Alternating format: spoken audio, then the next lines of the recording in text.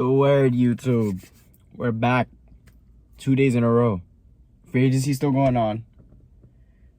Yesterday might have been the most active free agency's been since it started. I think PG signed when I woke up. Oh no, he signed. Yep, he signed. Clay signed. Obviously we know about Chris Paul. I just did a video on it. But today we're gonna talk about PG actually. I might be lying about PG. He might have signed earlier. But PG to the Sixers, right? Do I think it was a good pickup? Yes. Do I think he could have gone elsewhere? No, because I don't think he was going to stay with the Clippers. It's a $212 million contract for 4 years, which, if my math is correct, 200 divided by 4 is about, I think, 212 divided by 4 be 50. Sorry. It would be $53 million that you are paying him if it's a flat deal. And if you don't know what a flat deal is, it's basically when the contract is staying the same amount throughout the entire contract. Which I don't think that is the full contract. I think there is more to it. Now, looking at this Philly team, they also got Eric Gordon, and I'm pretty sure they kept Kelly Oubre. So the roster they built as of right now is very good. I do think they are better now than what they were last year, obviously. Do I think they could compete more than last year? Hopefully. But to be fair, hopefully this doesn't look weird because I feel like the camera looks dumb weird the way it's facing me. Hopefully it doesn't. But they have two injury prone guys now. They have PG and Joel Embiid. And don't get me wrong, they're both great players. Don't get me wrong. They can do what they do. We know they can give you 20 points a night. We know Joel Embiid can give you 30 points a night. We know this. But they're both very injury prone. And what we just seen happen to the Clippers could happen to them if it doesn't go in the right direction. You could go to the playoffs as the second seed and lose your best two players and they're not there. You could go to the playoffs. You could lose them. Or this could be a whole different story and they could win the championship. Do I think they could beat the Celtics? I think I still have the Celtics in 7. In my opinion, I'm a Celtics fan, so I think my team's still going to win. But they still have, I think they have a better chance than what they did last year. They definitely can compete. Now to the Clay deal, because I just want to talk about both of these in one video. I don't want to do the same thing I did last video with Chris Paul. Clay to the Mavs, 50 mil, 3 years. He took less money to sign with them than he could have took with the Warriors, the Lakers, and I think those were the only two teams that were targeting him. I think. Oh, and the Magic. I don't know the Magic's deal they offered him, but we just know that I don't even think they were part of it. So, right, Clay to the Mavs. Do I think he'll come off the bench? I don't think so, but he might. I don't think you run Clay at the 3 because he's not lateral as he once was before he injured his ACL and Achilles. I think it would be better for him to come off the bench. And honestly, if you have that, now you have better scoring off the bench, which they were very much lacking in the playoffs. You really just had Luka and Kyrie doing their thing, and then you were just hoping PJ Washington gave you something, Daniel Gafford gave you something, and then other than that, the bench really wasn't there. But it's hard to tell with these teams now, like if you need a bench, if you don't need a bench. Because you could argue that the Celtics really don't have a bench, but they just won the championship. So, but then you can argue they do, with Payne Pritchard just coming in at the end of the game, shooting half courts, and you have Sam Hauser hitting a good 3 threes. And if Clay can get you 3 to 4 threes a game, it's 12 points right there automatically. And you don't need him to go out and average 18. You just need a calm 12, 15. You don't need to give me that much. Just hit your shots here and there.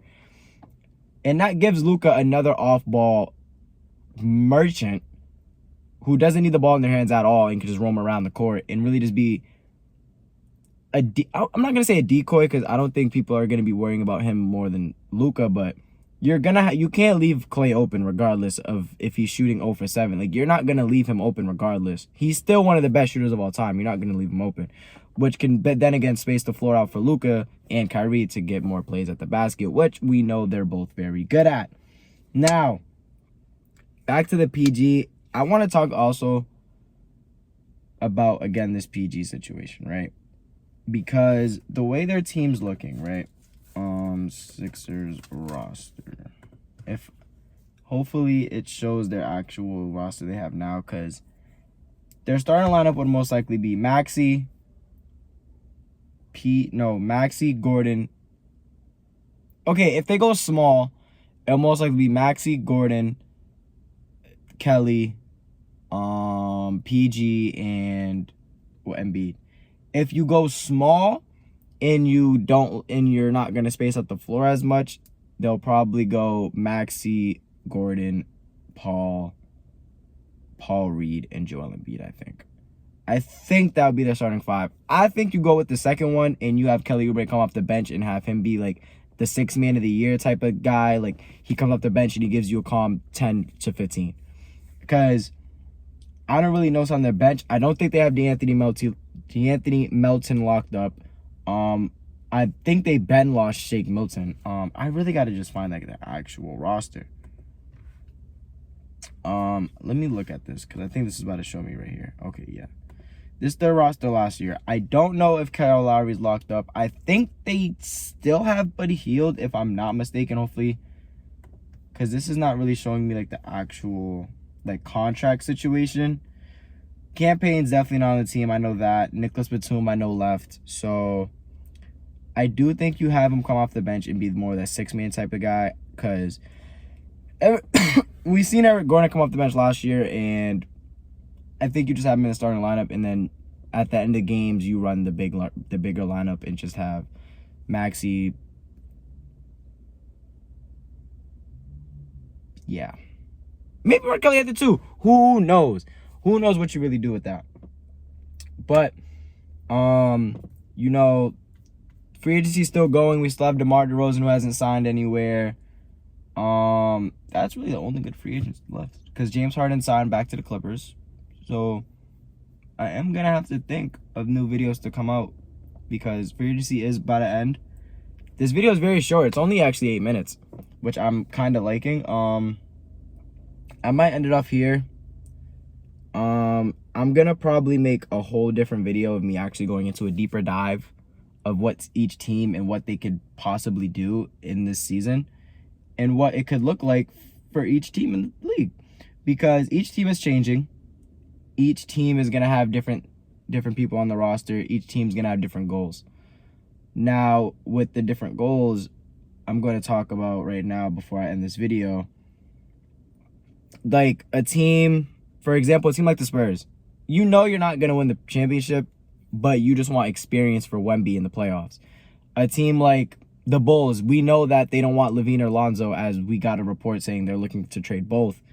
You're not going to probably get DeMar back, it looks like.